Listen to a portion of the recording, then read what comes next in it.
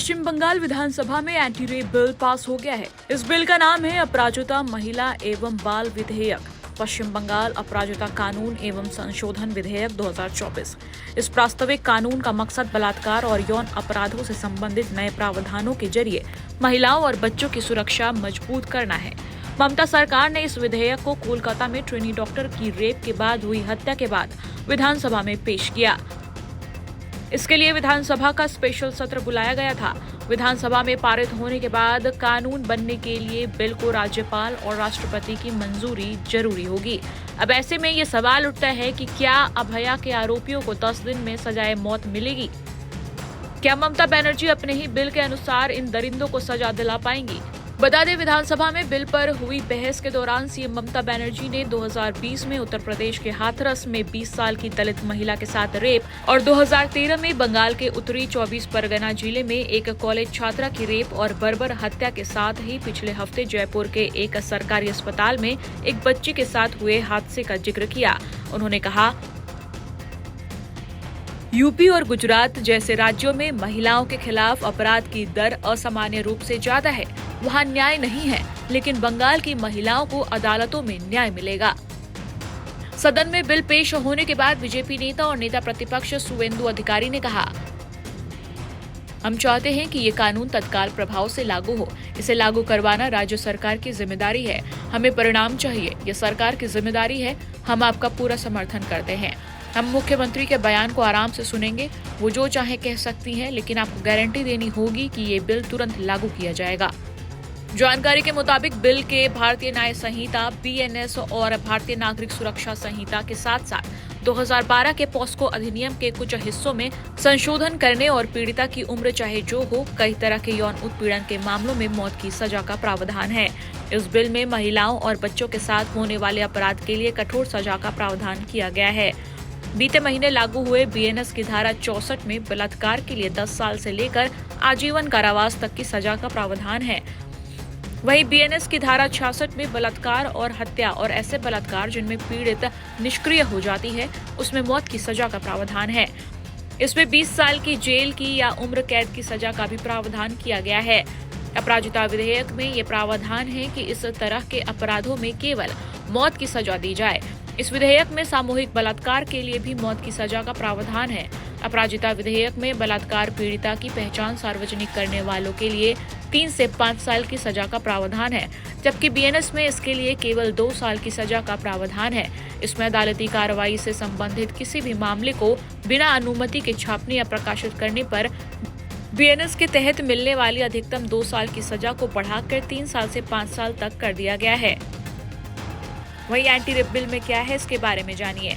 Bill में rape हत्या के दोषी के लिए फांसी की सजा का प्रावधान, चार्जशीट दायर करने के 36 दिनों के अंदर सजा सुनाने का प्रावधान है। वहीं पुलिस को 21 दिन में जांच पूरी करनी होगी। अपराधी की मदद करने पर 5 साल की कैद की सजा का प्रावधान है। हर जिले में स्पेशल अपराजिता टास्क फोर्स बनाने का प्रावधान है। रेप, एसिड अटैक और छेड़छाड़ जैसे मामलों में टास्क फोर्स एक्शन लेगी। रेप के साथ ही एसिड अटैक के लिए आजीवन कारावास का प्रावधान है। पीड़िता की पहचान उजागर करने वालों के खिलाफ 3 से 5 साल तक की सजा का प्रावधान है। बिल में रेप की जांच और सुनवाई में तेजी लाने के लिए बीएनएस के प्रावधानों में संशोधन शामिल हैं।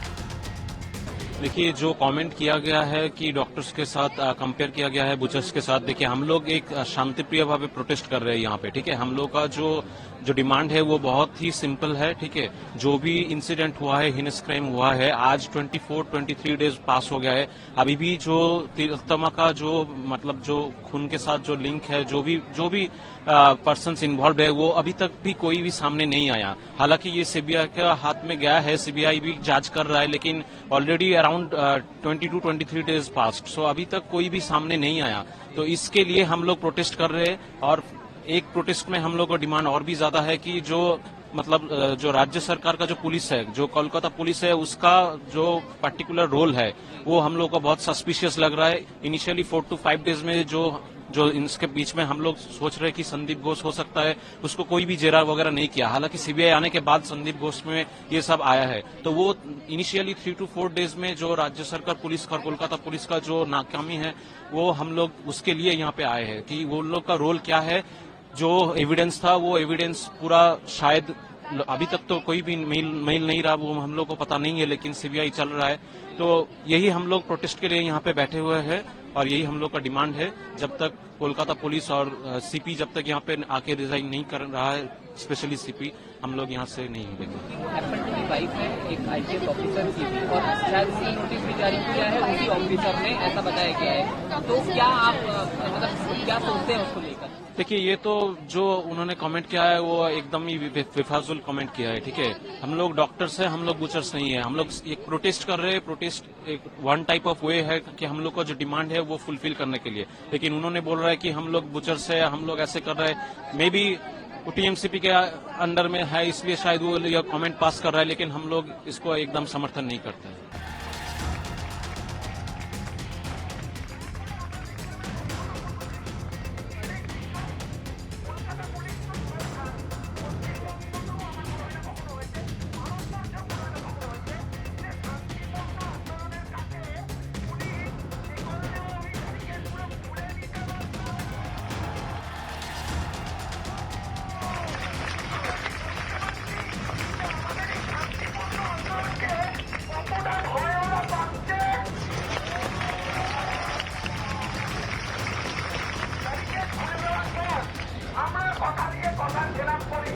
আমাদের নাম কলকাতা পুলিশ নয়।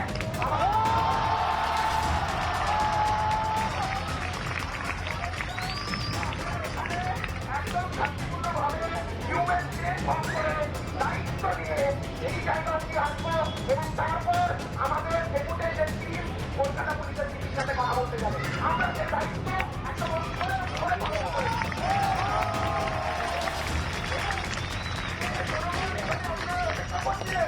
ডেপুটেশন টিমের জন্য যে 22 জন ডাক্তার আমরা ভেতরে গেছিলাম তাদের জন্য